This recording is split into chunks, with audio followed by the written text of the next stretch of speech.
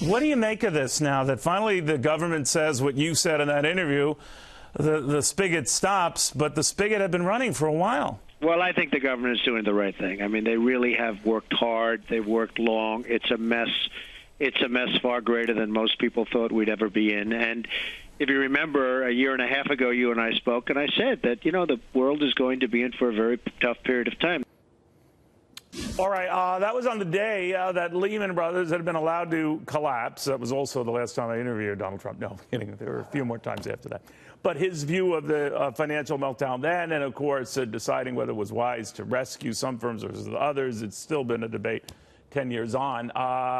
But all of this at a time when, 10 years on, the meltdown seems to be in the very far distant rearview mirror. Charles Payne here to talk about other developments that people will like, including those families earning more money than ever before, even on inflation-adjusted terms, doing okay.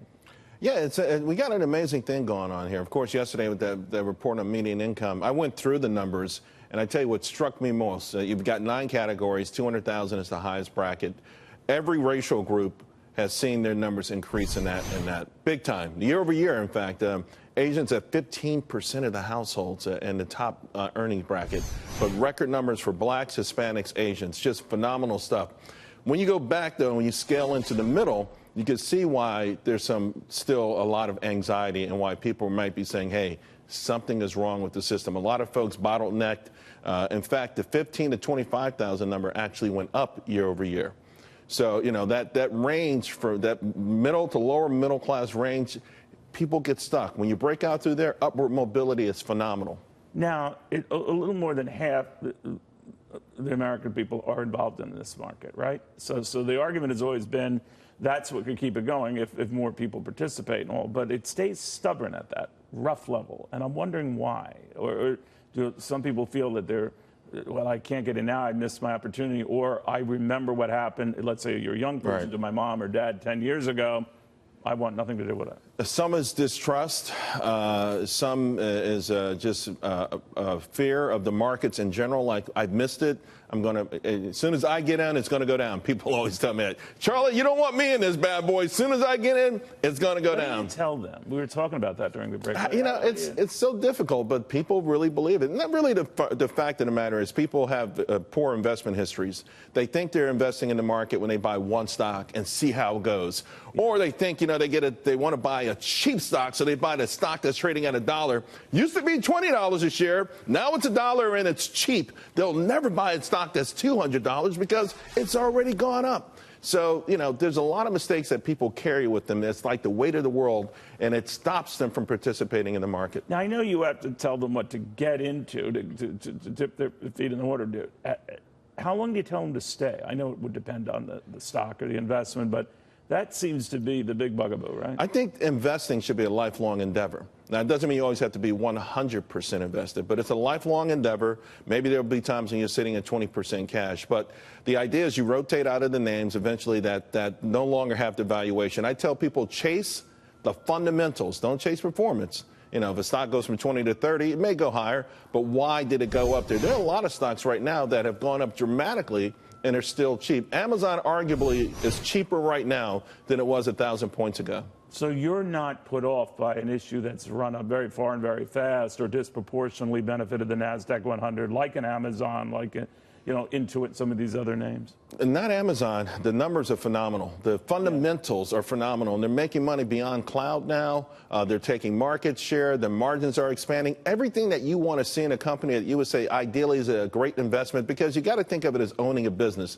You can step into a business right now that's taking over. Would you do it? And if the answer is yes, then that's when you consider buying a stock. I talked to Ken Langone. We're going to get into that a little bit more in the show. But he was a big believer. This is what you get when you put a businessman in the White House. And he fully recognizes all the president's foibles and tweeting, wish he didn't do all of that stuff. But he said, we elected that person, duly elected, got 307 electoral votes, end of story. Let's quit whining about it. But he also said he likes the fact that more businessmen and women are considering running for the highest office, whether he liked them or not. Right. And Jamie Dimon's name came up. And, of course, Jamie Dimon was critical of this president, insisting that he was smarter than the president responding to him today. What do you think of this little kerfuffle? You know, it makes me wonder, but when it comes to these two, because they're New Yorkers, there's something that we don't know about, right? Did they have a beef 20 years ago, like the time 20 years ago you stepped in front of me at the buffet line, right? Yeah. Or someone so annoyed. Is someone still carrying a grudge here? You know, so listen. They told me there was a backup prime rib. There wasn't. I did not. There wasn't. But the gravy was okay, though. I wanted it to because they've never been this out in the open about it. And I'm wondering, Jamie Dimon has got to like what this president has done as far as lower tax rates and all the rest. So what happened there? I'm not sure. You know, and it's not unlike with the Koch brothers, right? Pushing back and spending a lot of money against the tariff stuff. And listen, I get that, but no two people than the Koch brothers have made more money off of President Trump's policies, from lower taxes to deregulations of their industries, those sort of industries. Are you kidding me? You don't get 400,000 manufacturing jobs in less than 2 years without the removal of those regulations, and they pocketed more money than anyone else. I think a lot of these folks just want everything. They want it all. You know, if Apple starts to threaten they're going to raise their price of their phones because of tariffs, don't forget, $200 billion offshore with the new repatriation numbers. I put them around $36 billion that Trump put in their pocket, and then the lower taxes, that's another $2 billion a quarter. So, I mean, they've got money if they really want to find a middle ground here to invest in Americans who may not have the skills, to put some manufacturing here, and to still be making out pretty good under this president. So let me ask you a personal question. You're one of the people I respect most in this business. You're also a good friend. You're also a classy guy. Now, sometimes, not all the time, Donald Trump is not. Now, I know you gravitate and point out how he succeeded for the markets, which right. he has, how he succeeded for the economy in large part, his doing. But does the other stuff concern you? Does it make you think, oh, God, you're doing so well and you're screwing up with this nonsense? It makes me cringe. It makes me cringe. And I'll tell you one of the reasons why. The media hates President Trump so much that when he gives them this sort of ammunition, it becomes the story.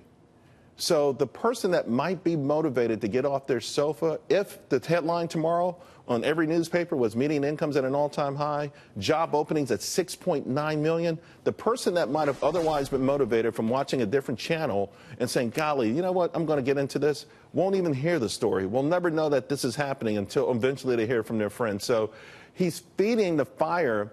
That's sort of, to me, the main thing holding us back is a lack, more people not participating, more Americans not believing. So he gets to feed that narrative that they're out to get him. They do not like him. The establishment doesn't like President Trump. He's upsetting a multi-trillion-dollar good thing they've got going. You know, the media doesn't like Trump. And Ken Langone says he doesn't care about that.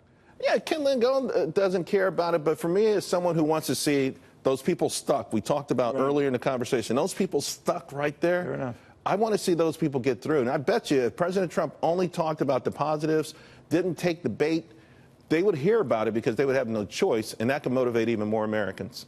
I don't know. He could walk on water and well, his feet got the media is tough. Let me tell you, the media would say he couldn't swim, right? But all right, buddy. I always want to get to the bottom of that with you.